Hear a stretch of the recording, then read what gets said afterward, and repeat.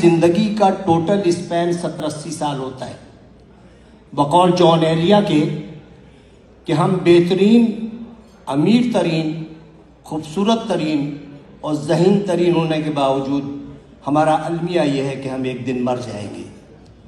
ہمیں یہ سوچنا چاہیے کہ ہم تمام دنیا کی نفرتیں ایک دوسرے کے ساتھ اسی دنیا میں چھوڑ کے جائیں گے، اور جو ہم جس اولاد کے لیے بہت زیادہ کرتے ہیں وہ اولاد ہمیں تھوڑے دن بعد دیوار پہ لٹکائے گی، اس کی اولاد ہمیں اسٹور میں رکھ دے گی، اور جب چوتھی نسل آئے گی تو ہم گاربیج کر دیے جائیں گے۔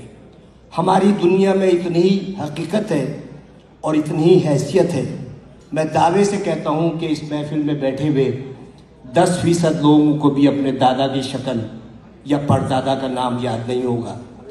یہی کچھ ہمارے ساتھ بھی ہوگا۔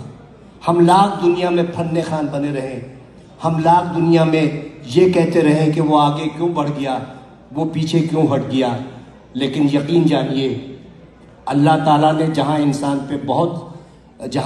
پہ اتنے احسانات کیے ہیں، وہاں ایک بہت بڑا اس کا احسان یہ ہے کہ اس نے 3 چیزیں اپنے پاس رکھی ہیں۔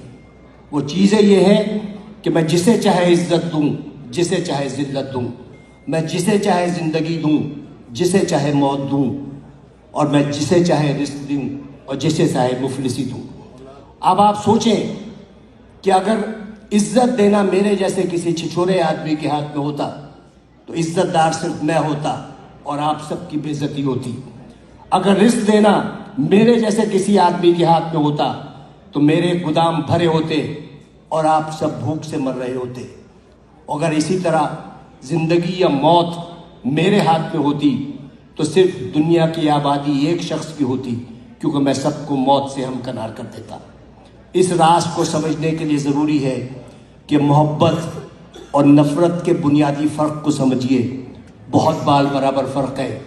محبت کے لیے کہتے ہیں کہ محبت اندھی ہوتی ہے، محبت اندھی ہوتی ہے اور نفرت اندھا کر دیتی ہے۔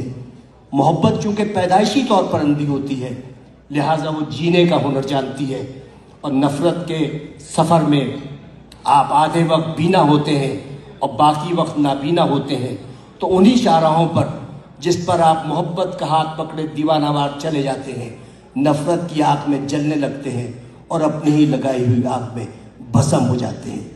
تو نفرت کا کوئی اسکوپ نہیں ہے۔ آئندہ آنے والے وقتوں میں آپ کی نسلیں یہ یاد نہیں رکھیں گی کہ آپ نے کتنے لوگوں سے نفرت کی، لوگ یہ یاد رکھیں گے کہ آپ نے کتنے لوگوں سے محبت کی۔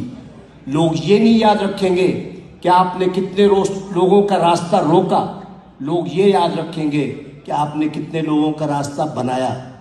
لوگ یہ نہیں یاد رکھیں گے کہ آپ کتنا پڑھ گئے، لیکن لوگ یہ یاد رکھیں گے کہ آپ نے کتنے لوگوں کو پڑھوا دیا۔